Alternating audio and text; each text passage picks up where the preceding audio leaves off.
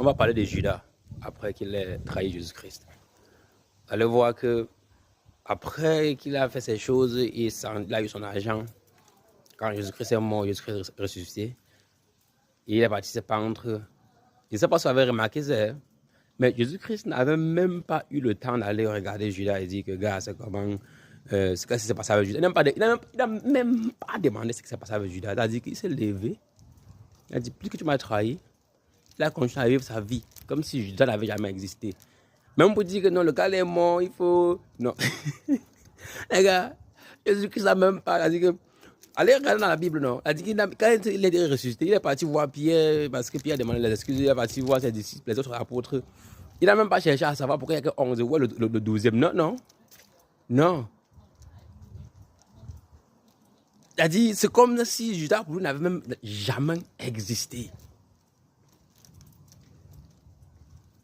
Il y a ce niveau de trahison que quand il a une personne de faire ça, même Dieu va regarder, va te dire que non, l'autre là, non. Pardonne-le. Mais comporte-toi comme si la personne n'existe pas. Tu as été comme ça. Que tu avais une personne, et Dieu te demande de te séparer d'une personne, et tu pars, tu pries pour voir s'il y a un moyen pour que le Seigneur vous remette ensemble. La seule chose que tu entends du Seigneur, c'est supprime son numéro. C'est-à-dire que tu penses qu'il y a peut-être qu'il y a moyen que peut-être si tu pries, le Seigneur va remettre les choses en main.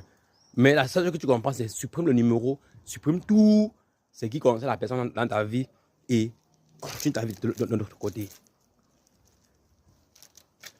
Judas faisait partie de tous les apôtres. Choisi par Jésus-Christ. Mais à la fin, à cause d'un comportement, sa place lui a été retirée. Il a eu un ticket gratuit pour l'enfer à cause d'un comportement. Frère en Christ, il y en a des personnes qui, normalement, ils sont censés faire partie de notre vie. Mais le Seigneur ne va pas le laisser nous détruire notre destinée, détruire ce qu'il a donné pour nous. Parce qu'il voulait que ces personnes fassent partie de notre vie. Ils seront retirés. Aujourd'hui, les 11 apôtres sont au paradis avec Jésus-Christ. Et même s'ils ne le sont pas, le jour du jugement, ils seront avec lui. Ils seront les plus honorés. Judas c'est où en enfer. Même dans l'équipe de Dieu, mon gars, il y a une personne qui a été retirée. Donc ne pensons pas que nous sommes ici pour montrer l'exemple parfait. Nous sommes ici pour, comment dire, être comme Jésus-Christ a été et donner notre meilleur. Et il y a certaines personnes qui ne peuvent pas faire partie de ta vie. Ils sont censés faire partie, mais à cause de leur comportement, le Seigneur les retirera.